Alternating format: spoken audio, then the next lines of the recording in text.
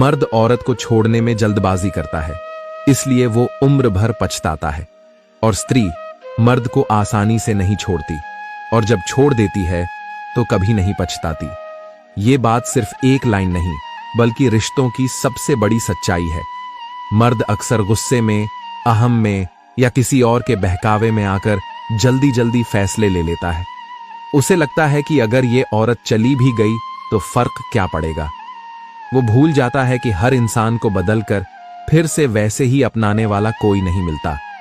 शुरू में मर्द को लगता है कि उसने सही किया, लेकिन वक्त गुजरते गुजरते उसको एहसास होने लगता है कि जो औरत उसके लिए हर वक्त खड़ी थी, जिसने उसके गुस्से, उसकी कमियों, उसके बुरे वक्त को सहा, अब कभी न वो वापस मिलेगा, न कोई उस जैसी मिलेंगी।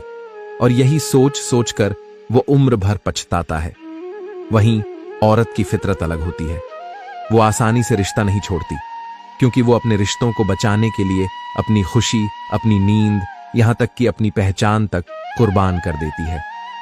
वो बार बार समझौता करती है, बार बार खुद को बदलती है, सिर्फ इसलिए कि घर बचे, रिश्ता बचे। लेकिन जब एक दिन उसके सब्र का प्याला भर जाता है, जब उसे एहसास हो जाता है कि सामने वाला बदलने वाला नहीं, तो वो चुपचाप चली जाती है। और उसके जाने के बाद न वो पीछे मुड़कर देखती है, न कभी पछताती है, क्योंकि उसने वो रिश्ता निभाने के लिए अपनी तरफ से सब कुछ दे दिया था।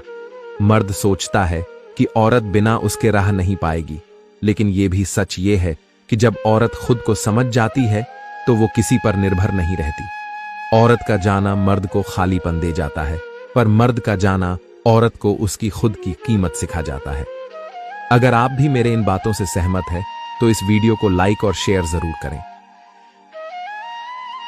मायके में उदास होने पर सब बार बार पूछते हैं क्या हुआ, और ससुराल में उदास होने पर सब कहते हैं इसका तो मुंह फूला ही रहता है। एक लड़की जब मायके में होती है तो उसके आसपास सिर्फ प्यार होता है। माँ उसके चेहरे को देखकर समझ जाती है कि उसके दिल में क्या चल रहा है। पापा बिना बोले भी उसका दर्द पढ़ लेते हैं। भाई बहन उसके आंसुओं को देख मजाक करके मुस्कान लाते हैं। वहां उदासी भी आदर पाती है, थकावट भी समझी जाती है और गलती भी माफ हो जाती है। लेकिन जैसे ही वही लड़की शादी के बाद ससुराल जाती है, उसकी उदासी को शिकायत माना जाता है, उसकी चुप्पी को अहंकार समझा जाता है, उसके आंसुओं को ड्रामा कह दिया जाता है। यहां कोई नहीं पूछता क्या हुआ, यहां पूछा जाता है अब क्या हुआ। फर्क सिर्फ एक शब्द का नहीं होता, भावना का होता है। मायके में बेटी को उठाने के लिए 100 हाथ आगे बढ़ते हैं, पर ससुराल में अगर गिर जाए तो पहले सवाल उठते हैं खुद ध्यान क्यों नहीं रखती, हर बात में मुंह क्यों फूला लेती है। कभी कभी लगता है ससुराल में बहू को इंसान नहीं, एक जिम्मेदारी समझा जाता है। उसे खाना बनाना है, घर संभालना है, सबको खुश रखना होता है। पर खुद की खुशी, उसे तो स्वार्थ कह दिया जाता है। और जब वो थक जाती है और मायके चली जाती है तो लोग कहते हैं ससुराल निभाने का दम नहीं था इसमें। उसे कोई ये नहीं कहता बहुत सह लिया तूने, अब थोड़ा सुकून ले बेटा।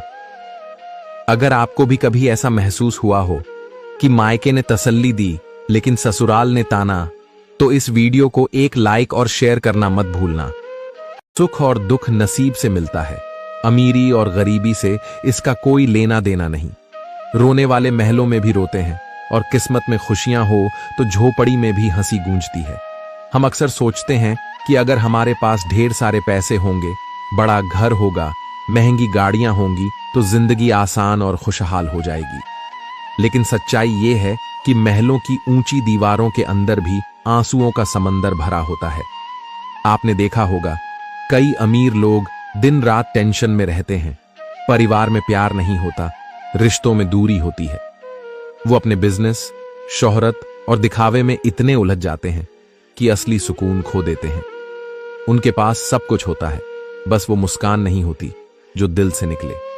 वहीं दूसरी तरफ गांव की कोई छोटी सी झोपड़ी, जहां दिन भर की मेहनत के बाद परिवार साथ बैठकर खाना खाता है, बच्चे खेलते हैं, हंसी ठिठोली होती है।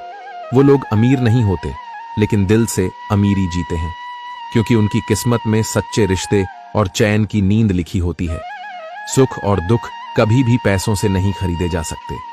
पैसे से आप महंगा बिस्तर खरीद सकते हैं, लेकिन नींद नहीं। आप सबसे बड़ी कोठी बना सकते हैं, लेकिन उसमें बसने वाला सुकून नहीं। आप गहनों से अलमारी भर सकते हैं, लेकिन दिल से निकली मुस्कान नहीं।